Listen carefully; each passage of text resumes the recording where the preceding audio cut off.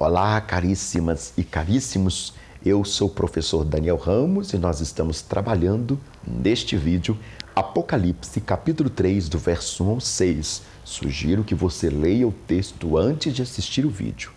O tema de hoje, reavivamento ou sepultamento. Na introdução vamos abordar pelo menos algumas linhas. Primeiro, a história da igreja de Sardes tem muito a ver com a história da cidade de Sardes. A glória de Sardes estava no seu passado. Sardes foi a capital da Lídia no século VII a.C. Viveu seu tempo áureo nos dias do rei Cresso. Era uma das cidades mais magníficas do mundo nesse tempo. Segundo, situada no alto de uma colina, amuralhada e fortificada, sentia-se imbatível e inexpugnável. Seus soldados e habitantes pensavam que jamais cairiam nas mãos dos inimigos. De fato, a cidade jamais fora derrotada por um confronto direto. Seus habitantes eram orgulhosos, arrogantes e autoconfiantes. Mas, terceiro ponto, a cidade orgulhosa caiu na mão do rei Ciro da Pérsia. Em 529 a.C., quando este cercou a cidade por 14 dias. E quando os seus soldados estavam dormindo, ele penetrou com seus soldados por um buraco na muralha, o único lugar vulnerável, e dominou a cidade. Mais tarde, em 218 a.C., Antíoco Epifânio dominou a cidade da mesma forma. E isso por causa da autoconfiança e falta de vigilância dos seus habitantes. Os membros desta igreja entenderam claramente o que Jesus estava dizendo quando afirmou, abre aspas, sede vigilantes, senão virei como ladrão de noite. Fecha aspas. Quarto, a cidade foi reconstruída no período de Alexandre Magno e dedicado à deusa Cibele. Esta divindade padroeira era acreditada com o poder especial de restaurar vida aos mortos. Mas a igreja estava morrendo e só Jesus poderia dar vida aos crentes de Sardes. Quinto, no ano 17 d.C., Sardes foi parcialmente destruída por um terremoto e reconstruída pelo imperador Tibério. A cidade tornou-se famosa pelo alto grau de imoralidade que a invadiu e a decadência que a dominou. Sexto ensinamento daqui na nossa introdução. Quando João escreveu esta carta, Sardes era uma cidade rica, mas totalmente degenerada. Sua glória estava no passado e os seus habitantes entregavam-se agora aos encantos de uma vida de luxúria e prazer. A igreja tornou-se como a cidade. Em vez de influenciar, foi influenciada. Era como sal sem sabor ou uma candeia escondida. A igreja não era nem perigosa, nem desejável para a cidade de Sardes. Nada parecido com os dias de hoje. Imagina. Sétimo ensinamento do nosso vídeo. É nesse contexto que vemos Jesus enviando esta carta à igreja. Sardes era uma poderosa igreja, dona de um grande nome. Uma igreja que tinha nome e fama, mas não tinha vida. Tinha performance, mas não tinha integridade. Tinha obras, mas não tinha dignidade. Oitavo ensinamento, a esta igreja, Jesus envia uma mensagem revelando a necessidade imperativa de um poderoso reavivamento. Uma atmosfera espiritual, sintética, substituía o Espírito Santo naquela igreja. Ela substituía a genuína experiência espiritual por algo simulado. A A igreja estava caindo num torpor espiritual e precisava de reavivamento. O primeiro passo para o reavivamento é ter consciência de que há crentes mortos e outros dormindo, que precisam ser, inclusive, despertados. O nono ensinamento do vídeo de hoje não é diferente o estado da igreja de hoje. Imagina, ao sermos confrontados por aquele que anda no meio dos candeeiros, precisamos também tomar conhecimento da nossa necessidade de reavivamento hoje. Devemos olhar para esta carta não como uma... Que palavra melhor dizendo aqui? Não como relíquia, mas como um espelho em que nós vemos a nós mesmos. Vamos para o vídeo então? Isso é só a introdução, né? Vamos agora para o assunto. Primeiro tópico, a necessidade de reavivamento. Eita, vai estreitar. Caríssimos e caríssimas, quando há crentes que só têm o nome no rol da igreja, mas ainda estão mortos espiritualmente, ou seja, ainda não são convertidos. Já no versículo 1, a igreja vivia de aparência. As palavras de Jesus à igreja foram mais bombásticas do que o terremoto que destruiu a cidade no ano 17 depois de Cristo. A igreja tinha adquirido um nome. A fama da igreja era notável. A igreja gozava de grande reputação na cidade. Nenhuma falsa doutrina estava prosperando na comunidade. Não houve, né, nenhum balamita, né, ou balaamita, né, dos nicolaítas, nem mesmo dos falsos ensinos de Jezabel. Não. Aos olhos dos observadores, parecia ser uma igreja viva e dinâmica. Tudo na igreja sugeria vida e vigor. Mas a igreja de Sardes estava morta. Era uma igreja apenas de rótulo, de aparência. A maioria dos seus membros ainda não eram convertidos. O diabo nem precisou perseguir essa igreja de fora para dentro. Ele já estava a derrotando, né? Ele já a estava derrotando pelos seus próprios pecados. A igreja parecia ser mais um cemitério espiritual do que um jardim cheio de vida. Não nos enganemos acerca de Sardes.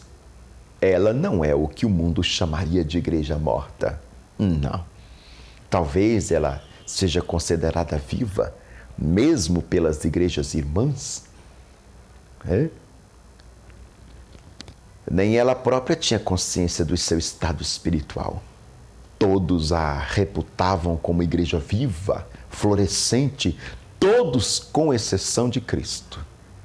Parecia estar viva, mas na verdade estava morta. Tinha um nome respeitável, mas era só fachada. Quando Jesus examinou a igreja mais profundamente, disse: não achei as tuas obras íntegra diante do meu Deus. Versículo 2.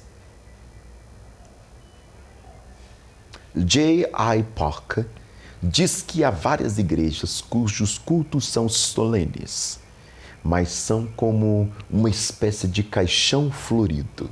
Lá dentro tem um defunto. A reputação da igreja era entre as pessoas, mas não diante de Deus. A igreja tinha fama, mas não tinha vida.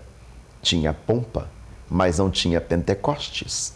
Tinha exuberância de vida dentre os homens, mas a verdade estava morta diante de Deus. Deus não vê como o homem vê. A fama diante dos homens nem sempre é glória diante de Deus. Aquela igreja estava se transformando apenas em um clube. Nada parecido com os dias de hoje. Imagina. A fé exercida pela igreja era apenas nominal. O cristianismo da igreja era apenas nominal no sentido que os seus membros pertenciam a Cristo apenas de nome, mas não de coração. Tinha fama de vivos, mas na verdade estavam mortos, fisicamente vivos, espiritualmente mortos. Aqui eu quero fazer referência àquele grande testemunho que foi por muitas vezes contado a respeito do pastor que anunciou o funeral da igreja. E aí ele colocou um espelho no fundo do caixão para que as pessoas se vissem dentro daquele espelho. Quando há crentes que estão no CTI espiritual, em adiantado estado de enfermidade espiritual, é o que vai permitir a temática do verso 2. Na igreja havia crentes espiritualmente em estado terminal. A maioria dos crentes apenas tinham seus nomes no rol da igreja, mas não no livro da vida. Mas tinham também crentes doentes, fracos em fase terminal. O mundanismo, meu irmão, minha irmã que me assiste nesse vídeo, adoece a igreja. O pecado mata a vontade de buscar as coisas divinas. O pecado mata os sentimentos mais elevados e petrifica o coração do homem. No começo vem dúvidas, medo, tristeza. Depois a consciência cauteriza e perde a vergonha.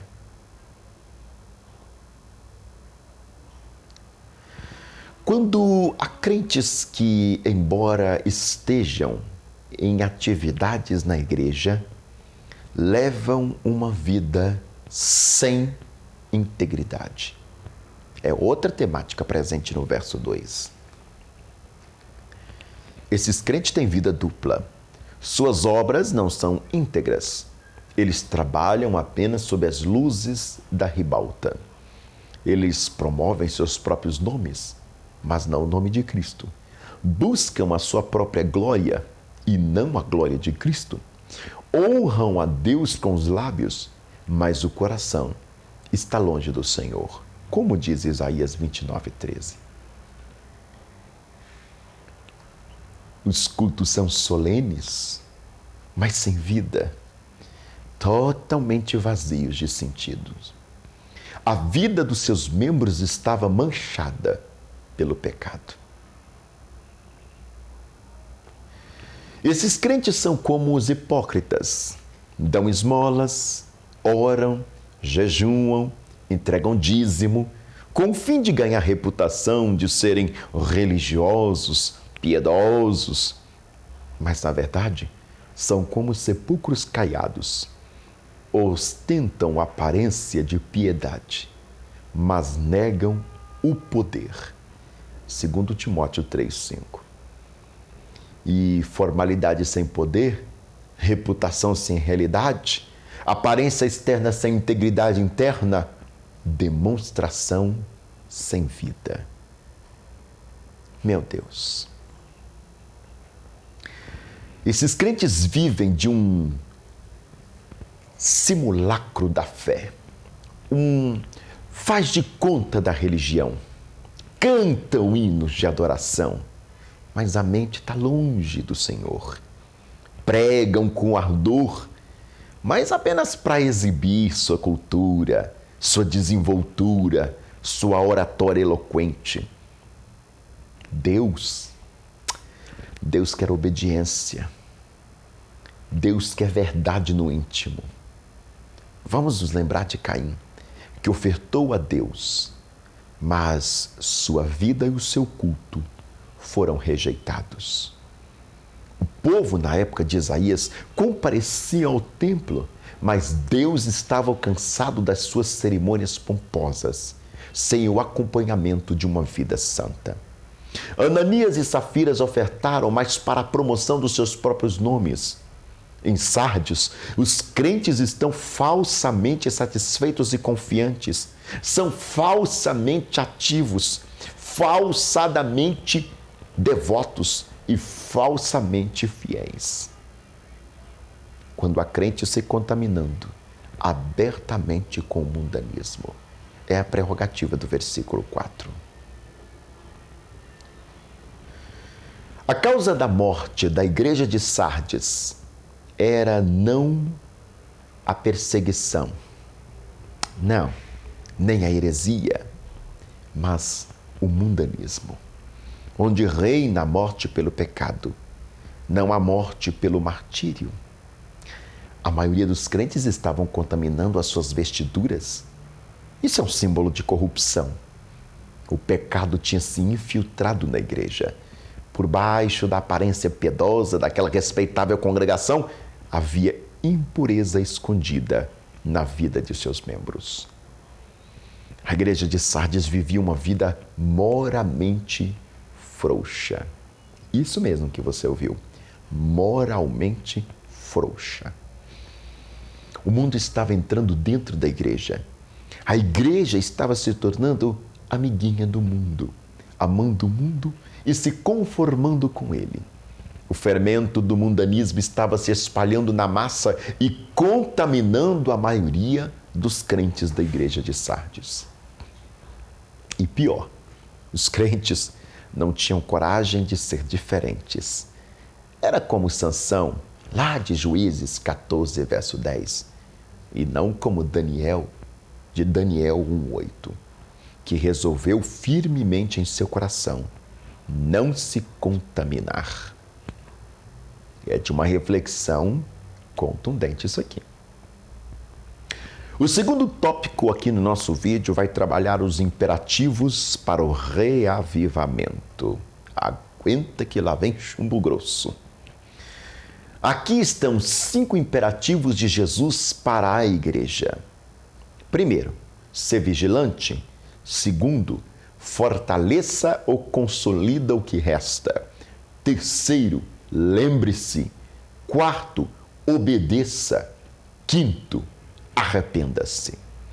Podemos sintetizar esses imperativos de Jesus em 3 aspectos básicos. Primeiro, uma volta urgente à palavra de Deus, conforme o versículo 3. O que é que eles ouviram e deviam lembrar, guardar e voltar? A palavra de Deus.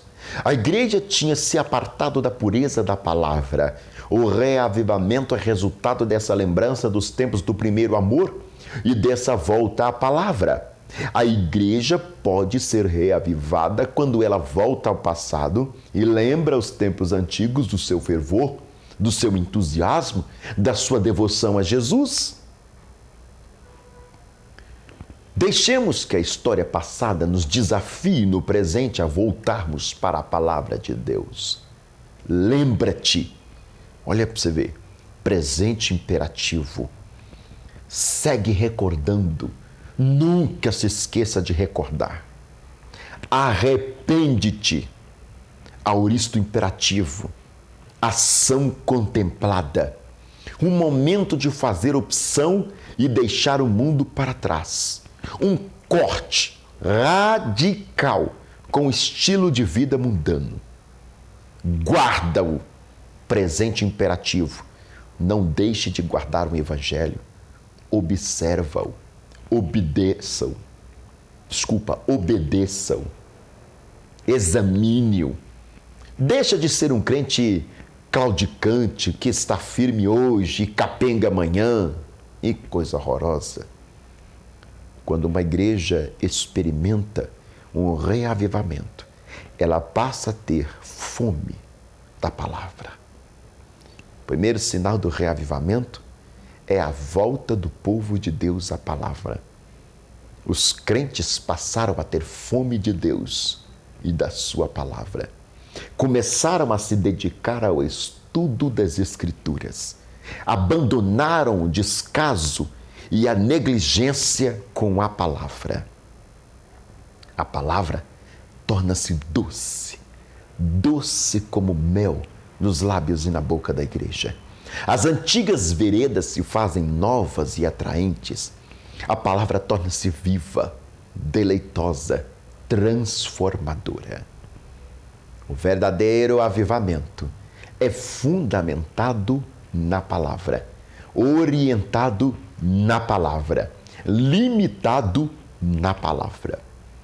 Ele tem na Bíblia a sua base, a sua fonte, sua motivação, seu limite e os seus propósitos.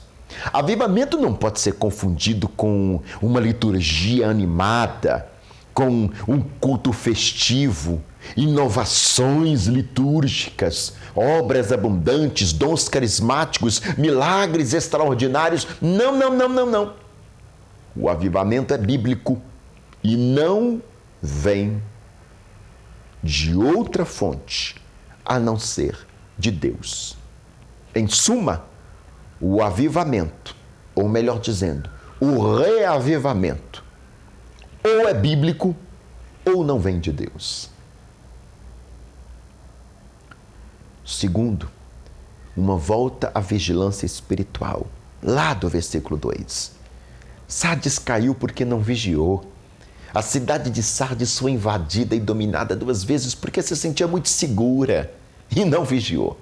Jesus alerta a igreja que se ela não vigiar, se ela não acordar, ele virá a ela como ladrão de noite, inesperadamente.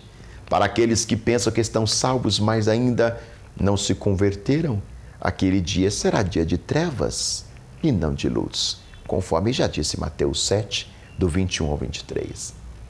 A igreja precisa estar vigilante contra as ciladas de Satanás, contra a tentação do pecado. Meus irmãos, minhas irmãs, caríssimo e caríssima, fuja de lugares, situações e até de pessoas. Cuidado com a vaidade do mundo. Alguns membros da igreja em Sardes estavam sonolentos e não mortos. Jesus os exorta a se levantar desse sono letárgicos, letárgico. Efésios 5:14. Há crentes que estão dormindo espiritualmente. O que é isso? Estão acomodados, indiferentes às coisas de Deus. Não têm apetite espiritual, não vibram com as coisas celestiais.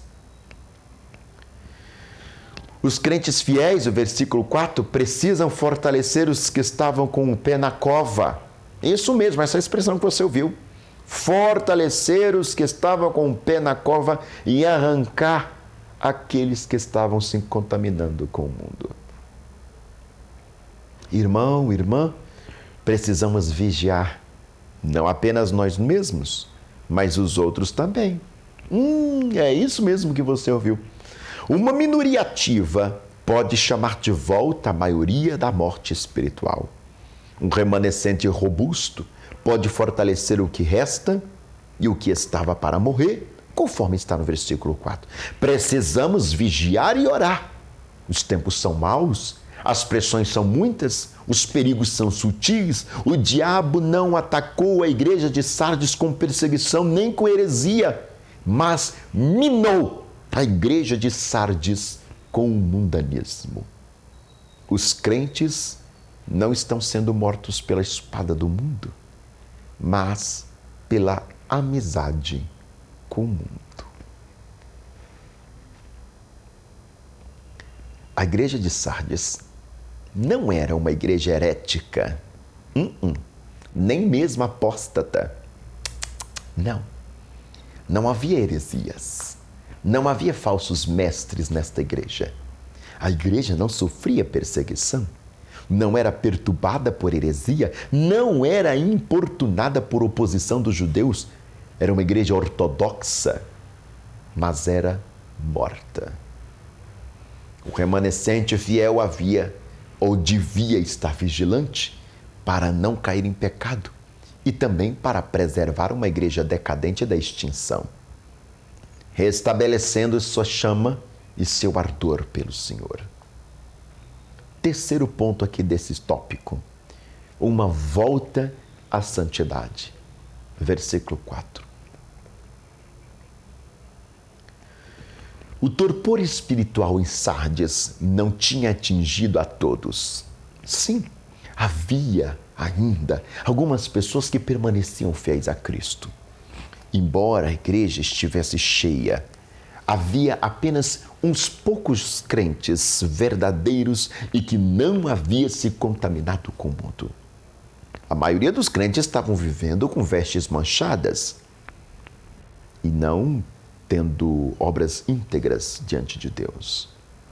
As vestes sujas fala de pecado, fala de impureza, fala de mundanismo. Obras sem integridade fala de caráter distorcido, de motivações erradas, de ausência de santidade. Vamos para o terceiro tópico do nosso ensino? O agente do reavivamento. Jesus conhece o estado da igreja. A gente já vê isso no versículo 1 dessa temática. Jesus conhece as obras da igreja de Sardes. Ele conhece a nossa vida, conhece o nosso passado, conhece nossos atos, nossas motivações. Seus olhos são como chama de fogo. Ele vê tudo e a tudo sonda.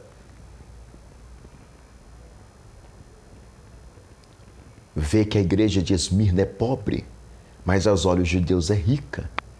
Ele vê que a igreja apóstata de Tiatira havia um remanescente fiel.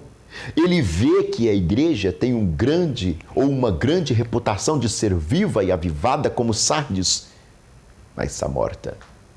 Ele vê que uma igreja que tem pouca força como Filadélfia tem uma porta aberta. Ele vê que uma igreja que se considera rica e abastada como Laodiceia não passa de uma pobre igreja miserável. Jesus